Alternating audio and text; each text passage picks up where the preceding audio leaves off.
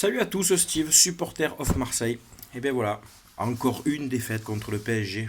Presque j'ai envie de te dire, comme d'habitude.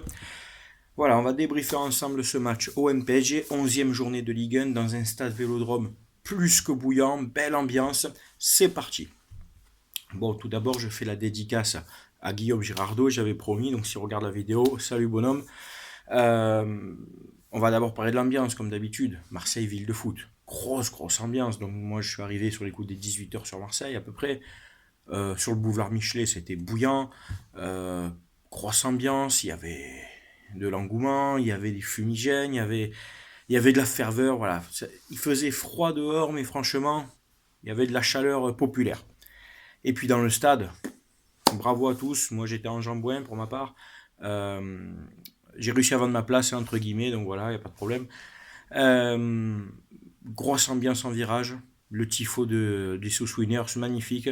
Avec leurs gremlins, là, et le bulldog et tout, superbe. Tifo virage sud, tifo virage nord, très beau tifo. Enfin voilà, au niveau ambiance, rien à dire. L'OM aussi avait voulu marquer le coup avec des drapeaux sur le stade qui représentaient un peu tous les anciens logos du club. Donc voilà, niveau ambiance, ça chantait partout, il y avait vraiment du monde, c'était vraiment une bonne soirée, quoi, tu vois.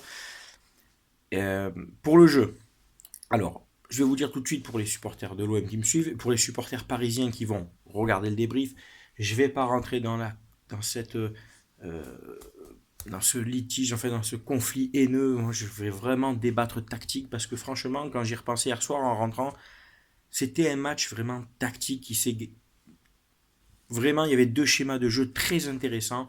Euh, il y avait beaucoup de justesse technique de la part des deux équipes. C'était un match plaisant à regarder. Je l'ai vraiment regardé, mais vraiment concentré tout le match.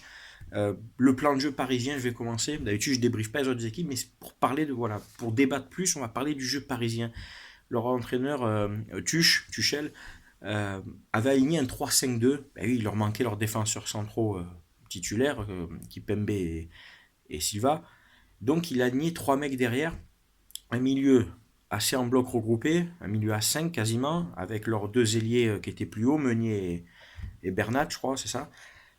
Et puis deux joueurs devant, Neymar en dessous de Choupa Choups Mossing, tu vois. C'était un plan de jeu tactiquement ce qu'a proposé Tourelle, Tuchel, appelle ça comme tu veux. C'était intéressant. Avec les absences qu'il avait, c'était franchement intéressant. Et il s'est permis en plus de mettre Mbappé et Rabiot sur le banc. Il a raison, le mec les a sanctionnés parce qu'ils étaient en retard apparemment à la mise au vert. Enfin bref, après ça ne nous regarde pas ça. Mais apparemment, c'est un entraîneur qui porte ses couilles. Bravo à lui. Euh, le plan de jeu de Tourelle était vraiment cohérent. C'était un bloc bas que l'on a eu du mal à manœuvrer. Malgré que, en première mi-temps, nos Olympiens avaient la possession de balle, ont été les plus dangereux, ont construit le jeu.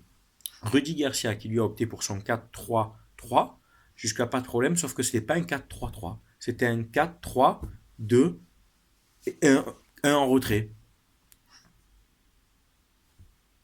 Tu joues sans numéro 9. Tu joues sans numéro 9. Moi, quand j'ai vu la compo, je pensais que c'était Ocampos enfin qui allait jouer en 9 devant, un mec plus percutant, plus vif, plus dynamique. Non, non. Ocampos à gauche, Thauvin à droite, Payet en 10. T'as pas un peu oublié quelque chose, Rudy, là? Parce que clairement, je vais vous dire, je vais pas rentrer dans voilà, conflictuel haineux. Bravo, Parisiens, vous avez fait votre match, il n'y a pas de problème. Nos joueurs, si vous êtes tous objectifs, Marseillais ou Parisiens, nos joueurs ont fait un bon match. C'était un match plaisant, je vous dis, tactiquement et techniquement, c'était vraiment. Mais Garcia, mais Rudy Garcia, ouais, Rudy Garcia, tu m'as gonflé. Qu'est-ce que c'est que cette compo de merde? Enfin, qu'est-ce que c'est que ce plan de jeu de merde de jouer sans attaquant? Où tu dis en gros à Payet, va faire le pressing toi, mais Payet n'a pas le coup de rein, n'a pas le coffre pour faire le pressing tout un match. Qu'est-ce que c'est que cette fantaisie? Payet en 10, ce qu'il fallait faire, effectivement, quand tu as une défense à 3 comme celle de Paris hier soir, avec le petit Ensoki, d'ailleurs, il est pas mal ce Ensoki, il faut reconnaître. Au même titre que chez nous, Bouba Kamara, hein. Mais je mets Bouba Kamara un niveau au-dessus. Nos ailiers, Ocampos et Thauvin, on va vraiment parler tactiquement là. Partez dans le dos des Meunier et Bernat. C'était l'idée, quoi, de partir dans le dos de ces deux ailiers qui jouaient très haut. Donc, après, quand tu te pointes avec tes deux ailiers sur cette défense à 3, c'était après Ensoki d'un côté et Merkel, je sais plus comment il s'appelle, là, l'allemand, là, en défenseur central. en passant sur les côtés, il fallait étirer cette défense à 3 pour créer des espaces entre Marquinhos, Enzoki ou Marquinhos, Merker. Tu vois ce que je veux dire? Mais le problème, c'est que tu les crées, les espaces, il n'y a pas de problème. Puisque Enzoki allait couvrir à gauche et Merker à droite. Mais tu centres pour qui après? Parce qu'il y en a eu des centres, il y a eu plus de 30 centres, c'est énorme. Bounassar a énormément centré, très gros match de Bounassar, c'est l'Olympien qui a touché le plus de ballons. Thauvin a tenté de centrer, Amavi a centré de l'autre côté, Ocampos a centré, mais quand tu as toujours ton Payet qui reste au cœur du jeu en 10 devant la surface, et ton Thauvin de l'autre côté qui ne rentre pas dans la surface sur le moment du centre, tu centres pour qui? Qu'est-ce que c'est que ce plan de jeu? L'idée est bonne, tu contournes une défense à 3 forcément, mais après, il n'y a plus personne dans l'axe. Vous avez bien vu que toute la première mi-temps, ça a été ça, les gars. On a eu le ballon, techniquement, on a été très juste, on a été très bon techniquement, un milieu de terrain très costaud. Gustavo, Sanson, Strootman. Strootman, c'est le joueur olympique qui a récupéré le plus de ballons. Bon match de Kevin Strootman, il n'y a rien à dire. Dans l'intensité, dans l'impact, on était là, et encore, c'était un match avec peu de fautes. Il y a eu peu de temps d'arrêt, d'accord avec moi. C'est un match vraiment plaisant, regardez. Tactiquement, moi je me suis régalé, les plans de jeu, on voyait, tu vois, là où ça combinait, où ça permutait. Mais il nous a manqué un mec devant. Et je m'en fous que tu me dises, on est Germain Mitroglou sont pas bons, mais au moins tu as quelqu'un devant. Moi, ce que j'aurais aimé, je te donne mon avis. C'était Ocampos devant, parce qu'il a plus de puissance, plus de coffre que Germain Mitroglou réuni. Payet, tu le laisses en 10, puisque sur le côté, il n'y arrive pas. Et tu mettais à gauche ou Morgan Sanson, ou Jordan Amavi, ailier gauche. Tu vas me dire, mais tu mettais après qui arrière gauche? Tu mettais Sakai, ou tu mettais même un autre. Mais Jordan Amavi peut être cet ailier gauche qui peut te remplacer des fois au Campos. Et tu mets un autre gars derrière lui pour couvrir, pour défendre. Là non, tu mets personne en neuf. C'est ou Thauvin qui devait rentrer, Thauvin a tenté peu de fois, pardon, la voix j'étais au stade, Thauvin qui a tenté trop peu de fois sa chance. Ocampos qui a fait un énorme match, qui a énormément provoqué, qui a mis la misère à un moment à Neymar, je crois qu'il a mis un petit pont, à Meunier aussi, il a violé, enfin Ocampos était un violeur hier soir. Tout le monde a haussé son niveau de jeu, mais il a vraiment manqué à la finition. Parce que c'est un match, honnêtement les gars, si les Parisiens sont objectifs, honnêtement, bon vous avez gagné, il n'y a pas de problème. Il faut reconnaître, mais on ne mérite pas de perdre. Je pense qu'on ne mérite pas de perdre dans le jeu, enfin, globalement dans le jeu. Le premier but qu'on prend, c'est Morgan Sanson. Putain, Morgan, en plus, il fait un bon match aussi, avec un rôle un peu ingrat dans l'entrejeu, à la récupération, à essayer de, de faire partir ses ailiers. Des fois, il se projetait vers l'avant, pas de problème. Il a tenté des frappes, où il s'est retrouvé des fois, lui, dans le cœur de la surface. Mais il perd une balle, Morgan. Tu perds une balle dans le cœur du jeu. C'est impardonnable. Tu tentes un crochet. Enfin, alors, si ça marche, je dis, ouais, tu crochettes tout le monde, mais tu fais une roulade. Mais après, boum, c'est parti. Di Maria lance la fusée Mbappé et après, le mec, tu le rattrapes plus. Mandanda, ton pied, il est un peu fébrile parce que la frappe, c'est pas, il t'a pas mis un missile, quoi, tu vois. Alors, c'est vrai, Mandanda fait des beaux arrêts dans le match, mais sur ce but-là, Steve, il est moyennement décisif, en fait, dans le match. Mandanda, il te fait des beaux arrêts, mais sur une frappe comme ça, tu dois la sortir. Il prend de vitesse Camara. Et après, bon, c'est Kylian arrogance Mbappé, quoi. Il passe devant le virage, il fait ça. Bon, calme-toi, Kylian. Calme-toi un peu. Hein. Calme-toi.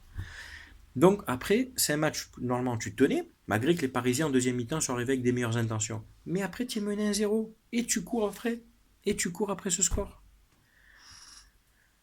Après, il y a eu ce fait de jeu. Arrive ce qui arrive. Alors, il y a eu les remplaçants qui ont traîné à rentrer. Rudy Garcia, moi, je vous dis, c'est Rudy Garcia. Là, j'en voulais pas aux joueurs, j'en voulais à Rudy Garcia. Et il a mis un temps fou pour faire entrer Germain Mitroglou et après Radonjic qui, le pauvre, a eu peu de ballons, peu de position de situation pour se mettre en valeur. Mais Germain Mitroglou, ça a apporté un poids devant. C'est Sanson et Ocampos qui sont sortis et Thauvin aussi pour Radonjic, enfin je pense. Je confonds, on s'en fout. Il y a eu ce fait de jeu. Nous, au stade, on pensait qu'il avait sifflé un hors-jeu ou on ne comprenait pas. J'ai revu les images après. D'ailleurs, quand tu vas voir le résumé de la LFP, le résumé officiel de la LFP, il ne le montre pas, le but refusé de Marseille, c'est étonnant. Tu te sens un peu le Cumer 2 LFP? Parce qu'en fait, il n'y avait rien. Si vous êtes objectif, les Parisiens, on parle vraiment en toute objectivité, il n'y a pas de haine et tout, il faut être objectif quand on parle ballon. Il n'y a rien du tout, c'est Marquinhos qui vient s'empaler sur Strootman. Gustavo reprend, après c'est dévié par Areola et Mitroglou le met, il n'y avait pas de problème. Tu siffles l'arbitre tout de suite. On aurait dit que ça te faisait chier que Marseille ait failli égaliser, tu as vite trouvé quelque chose. J'ai vraiment un gros doute sur l'intégrité de cet arbitre, les gars. J'ai vraiment un gros doute.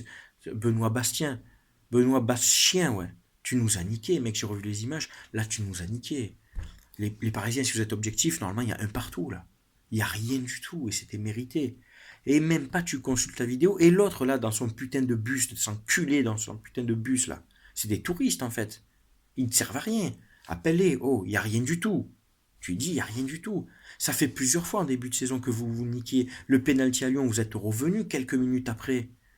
À Nîmes, les tirages de maillot et tout, vous l'avez pas vu. Là, ça commence à faire beaucoup. Je me cache pas derrière l'arbitrage, parce que franchement, pour moi, c'est un match équilibré. Mais si t'es objectif, toi, parisien, tu dois me dire, ou autre, d'une autre équipe, je m'en fous. Le but est valable. Après, le deuxième, il est anecdotique, hein, c'est la 95e, un contre, bon, une frappe de Mbappé et Draxler qui sort de nulle part, qu'on n'a pas vu du match et qui, bon, qui le met comme ça, avec sa célébration là, de merde, là, qui fait bien le malin. Mais bon, on s'en fout, ça c'est anecdotique, on perd le match. Mais il y a eu ce gros fait de jeu. Et c'est trop, l'arbitrage, c'est trop sur ce fait-là, c'est trop important. Il y a la VAR, pas la VAR, enfin, organisez-vous. Enfin, voilà. C'est tout pour le débrief.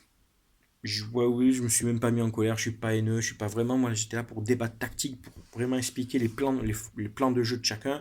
Paris est arrivé avec un plan de jeu intéressant. Nous, on a vraiment bien tenu ce milieu de terrain, on a profité des ailes, on est parti dans le dos de nos ailiers, de leurs ailiers, pardon.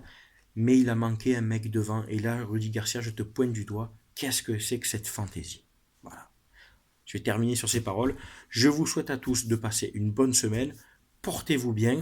Et on se dit à la semaine prochaine pour le débrief de Montpellier OM. Avec là, cette fois, j'espère, une victoire pour recoller au classement. Allez, ciao tout le monde, à bientôt.